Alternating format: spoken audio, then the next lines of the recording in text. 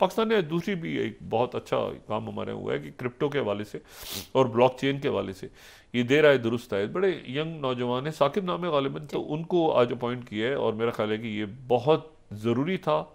देर से हुआ लेकिन दुरुस्त फैसला हुआ। पूरी दुनिया जो है वो क्रिप्टो में और ब्लॉकचेन में बहुत आगे जा चुकी है, लेकिन ये जो नौजवान हैं हमारे, गालिबन ये ऑलरेडी काफ़ी ट्रेंड भी हैं, इनका एक्सपीरियंस भी है, ये मुख्तलिफ जगहों पे काफ़ी अवार्ड्स वगैरह ले चुके हैं। तो मुझे यकीन है कि ये बड़ी तेज़ी के साथ ये इस तरफ जो है वो अपना काम भी करेंगे और इनको हर तरह से सारे अदारों की सपोर्ट भी होगी और आवाम की सपोर्ट भी होगी, और तेज़ी से एजुकेट भी करेंगे बैंकिंग सिस्टम को, जो भी है, क्योंकि ट्रेंड है और सारी दुनिया एक जगह जा चुकी है, तो ये उसको तेज़ी से इंशाल्लाह आगे लेके जाएंगे। हमारी दुआएं साथ हैं उनके। एक इशू दरमियान में जो खड़ा हुआ है वो ये खड़ा हुआ है कि इसमें रशिया जो है, ये बात अगर कोई और करता तो मैं इसके ऊपर बहुत ज़्यादा, लेकिन बात चूंकि मेदवेदेव कर रहे हैं, मेदवेदेव उनकी रशिया की सिक्योरिटी जो काउंसिल है उसके उसको हेड कर रहे हैं इस वक्त, और उनका प्रेसिडेंट प्यूटिन के साथ बड़ा अजब रिश्ता है। ये वजीर आजम भी रहे हैं रशिया के और सदर भी रहे हैं, ये वजीर आजम भी रहे हैं और सदर भी रहे हैं। प्यूटिन वजीर आजम थे, ये सदर थे, ऐसा भी हुआ है एक दौर में।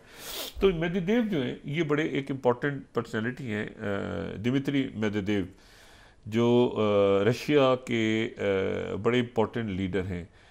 उनका जो स्टेटमेंट है अभी कुछ देर पहले उन्होंने ये बात की है कि ये एग्रीमेंट, अच्छा अभी तक वो क्लैरिटी नहीं है, यानी दोनों तरफ से शक है, या तो ये अमन कायम होगा।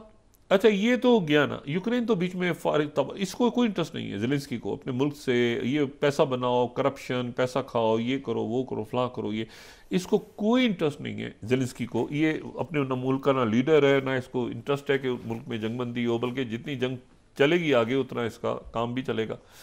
जंगबंदी हो गई तो ये तो फारिग हो जाएगा। तो जी। ये जो है, ये जो मेदवेदेव ने बयान दिया है, इसको मैं दिमित्री मेदवेदेव के स्टेटमेंट को 23rd स्लाइड अगर हम दिखा सकें, इसको मैं इंपॉर्टेंस दे रहा हूँ कि मेदवेदेव ने ये कहा है कि यूएस नहीं, उन्होंने ये कहा है कि 23 जी। US to resume arm supplies to Kyiv if rare earth mineral, यानी उनको शक है कि भाई ये दोबारा अगर रेयर अर्थ मिनरल साइन हो गए, यानी रशिया भी अलर्ट खड़ा है अपनी जगह, रशिया भी अलर्ट खड़ा है अपनी जगह कि अगर रेयर अर्थ मिनरल साइन हो गए तो क्या अमेरिका दोबारा, उनकी असेसमेंट है ये, मैंने आपसे कहा ना ये उनके बहुत, यानी उनके अंदर के बहुत, उनके सदर हैं, जी। उनके वजीर आजम भी रहे हैं रशिया के, पुतिन के साथ इनकी आप ताल्लुक देखें ना, पुतिन वजीर आजम थे, ये सदर थे। तो ये इनका ये बयान जो है काफ़ी इंटरेस्टिंग है कि इन्होंने कहा है कि भाई ये आर्म सप्लाई दोबारा यूक्रेन को शुरू कर सकता है अमेरिका, और अगर रेयर, सारा खेल जो है ये रेयर अर्थ मिनरल्स का है, तो वहाँ पर ये शक है। रशिया को भी शक है कि रशिया मुकम्मल तौर पे अभी अमेरिका पे ट्रस्ट नहीं कर रहा। वो कह रहा है कि ये सारा जो खेल है ये रेयर अर्थ मिनरल्स का है। अचानक दबाव बढ़ाया है, दबाव बढ़ाने के बाद वो इंटेलिजेंस बंद कर दी है, इंटेलिजेंस बंद करने के बाद जो है वो गुडी गुडी बातें सारी हो गई हैं, लेकिन फिर एकदम से अगर साइन हो जाते हैं, मुआहदा साइन हो गया, तो फिर क्या अमेरिका जो है वो ये सारा सिलसिला दोबारा शुरू कर देगा या नहीं करेगा? क्योंकि वो तो अपनी जगह अड़ा हुआ है ज़ेलेंस्की, वो तो कह रहे सिक्योरिटी कवर चाहिए मुझे, तो क्या, तो रशियंस अभी तक इसको ज़रा, यानी मामला बड़े फ्लूइड हैं, या मामला अमन की तरफ जाएंगे या मजीद तरक्की की तरफ जाएंगे, यानी ऐसी जगह पे मामला खड़ा है। और क्रेमलिन ने मुलाकात के लिए जगह सजेस्ट की है क्रेमलिन की तरफ से। इससे पहले तो ये था ना कि सऊदी अरेबिया में मिले, टर्की में मिले, इस तरह की बात। क्रेमलिन ने आज मुलाकात की जगह जो सजेस्ट की है प्रेसिडेंट ट्रंप को कि वो जहाँ तशरीफ़ ला के मुलाकात करें प्रेसिडेंट पुतिन से, वो जगह उन्होंने तजवीज़ की है मिन्स्क, बेलारूस। उन्होंने कहा है कि प्रेसिडेंट ट्रंप जो है बेलारूस अगर तशरीफ़ लाएँ तो हमें ज़्यादा खुशी होगी, और प्रेसिडेंट पुतिन भी बेलारूस को हर एक को पता है कि वो रशिया के बिल्कुल साथ है, बल्कि रशिया तो यानी उनका करीब तरीन कोई इत्तेहादी है अगर, तो वो बेलारूस है। तो बेलारूस आने की उनको दावत दी है लोकेशन को, और कहते हैं बेलारूस आ जाएं तो हम मिलते हैं उनसे। तो ये अभी रशिया और अमेरिका के दरमियान ये मामला जो है ना, ये अभी बड़ा अजब सा है कि इनकी बातचीत कहाँ पे होती है, कहाँ पे नहीं होती। क्या वो अगर रेयर अर्थ मिनरल्स साइन हो जाते हैं, क्योंकि वहाँ से मैक्रोन और कियर स्टीमर जाते हैं और ये साइन हो जाते हैं मामला, तो क्या सिक्योरिटी को अमेरिका देगा नहीं देगा? तो अभी जो है वो प्रेसिडेंट पुतिन बहुत ही आराम से, जब तक ये मामला सारे नहीं होते, लेकिन तेज़ी के साथ इसमें जो कब्ज़ा है वो, और इसीलिए पुतिन ने जो झटका दिया हुआ ना जेलेंस्की को कि जल्दी करो वरना सारा निकल जाएगा हाथ से, तो इस दौरान रशिया ने अपने अटैक्स तेज कर दिए और रशिया ज़्यादा से ज़्यादा इलाकों पे कब्जा करता चला जा रहा है। वो क्रीमिया और ये नहीं, आप समझें कि वेस्टर्न बॉर्डर, वो उनकी कोशिश है कि वेस्टर्न बॉर्डर तक जितना ज़्यादा वो जा सकते हैं रशियन ट्रूप जा सकती हैं वो जाएं वहाँ पे, क्योंकि इंफ्रास्ट्रक्चर भी बंद है, इंटेलिजेंस कवर भी बंद है और ये पूरी कोशिश हो रही है।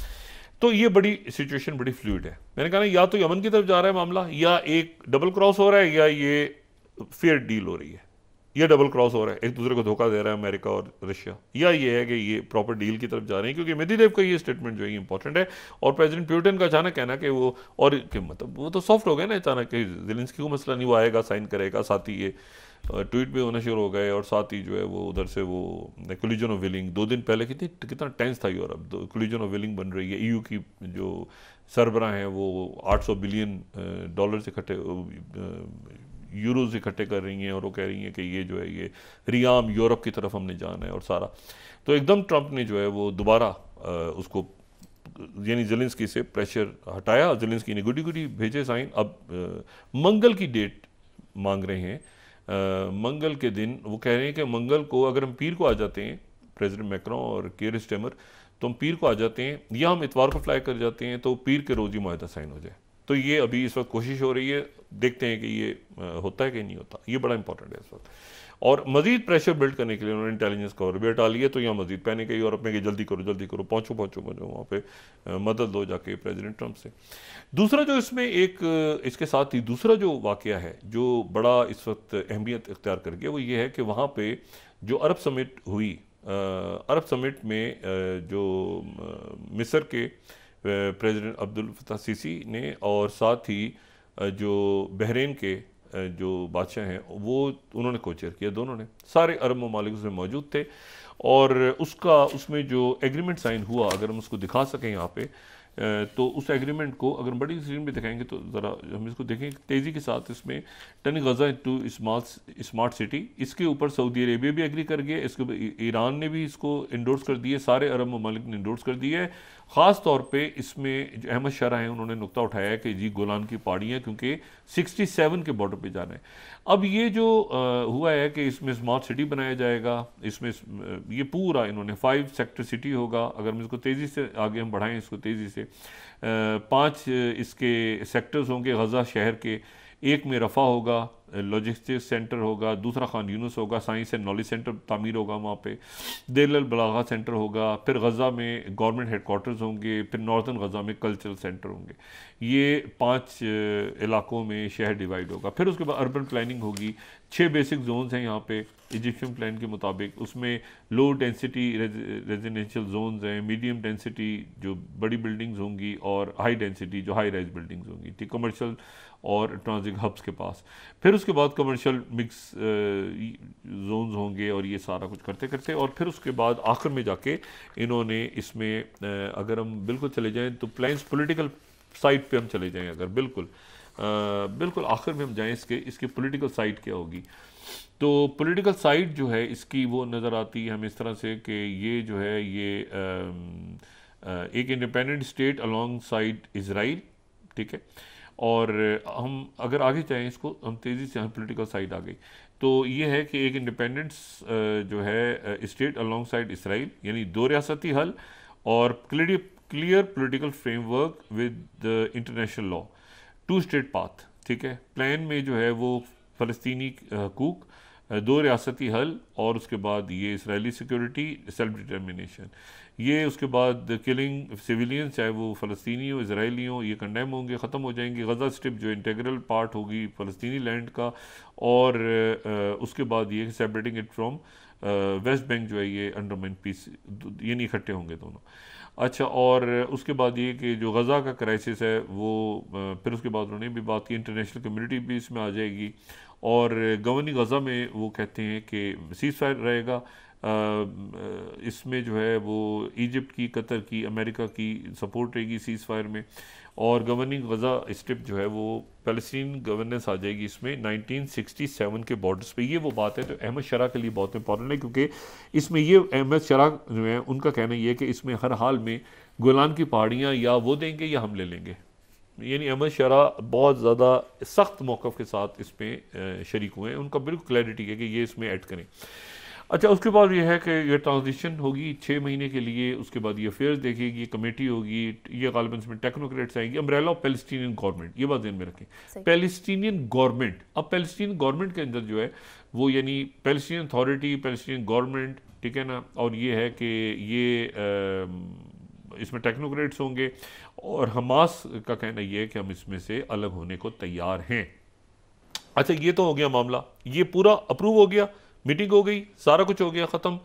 और उसके बाद इन्होंने ये जो प्लान है इसको सऊदी अरेबिया ने भी इंडोर्स कर दिया, इसको ईरान ने भी इंडोर्स कर दिया, इसको बहरीन ने, कोईत ने, सारे अरब ममालिक ने इसको इंडोर्स कर दिया और इसको पेश कर दिया है अमेरिका के सामने और दुनिया के सामने। लेकिन उससे पहले एक OIC का इजलास भी होगा, गालिबन एक OIC का इजलास भी होगा। यूनाइटेड ये जो है ये सिक्योरिटी काउंसिल रेजोल्यूशन होगी, इंटरनेशनल प्रेशर टेरिटरीज पे, ये पूरा इन्होंने अपना प्लान, वो जो कह रहे थे ना कि ये पेश करें।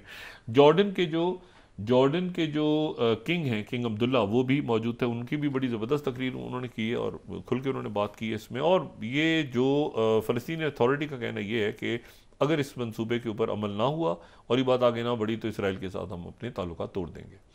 और यही बात जो है ये जॉर्डन की तरफ से भी आ रही है और इजिप्ट की तरफ से भी आ रही है कि वो किसी भी हद तक जा सकते हैं, अपना मुआहदा तोड़ सकते हैं इसराइल के साथ। अमेरिका ने अभी तक जो इतलात आ रही हैं इसके ऊपर प्लस माइनस अमेरिका की तरफ से प्लस और माइनस की बात हो, यानी एक फ्लूइड है कि क्या अमेरिका ने इस प्रोजेक्ट को, इस प्लान को तस्लीम कर लिया है या नहीं किया। कुछ अमेरिकन ज़रा ये कह रहे हैं कि इजिप्ट के इस प्लान को, जिसको सऊदी अरेबिया ने इंडोर्स कर दिया, जिसको इंडोर्स कर दिया सऊदी अरेबिया ने, जिसको UAE ने इंडोर्स कर दिया, जिसको सारे मुल्कों ने, इजिप्ट ने, सब ने, उन्होंने कहा कि जी आप एक पैरेलल प्लान लेकर आएँ, उन्होंने प्लान पेश कर दिया है। अब वहाँ से ये बात हो रही है कि शायद अमेरिका जो है इस प्लान को अमेरिका ने कर दी है। अच्छा, अमेरिका ने अगर इसको मुस्तरद कर दिया है तो फिर ये जो सूरत हाल है ये एक ख़राबी की तरफ चली जाएगी। अगर अमेरिका इसको मुस्तरद करता है तो फिर ये सूरत हाल जो है ये ख़राबी की तरफ चली जाएगी। और ख़ास तौर पे एक और मामला एक और मामला टर्की के जो सीरिया का नॉर्दर्न साइड है, PKK के हवाले से जो टर्की का मुआहदा हुआ था,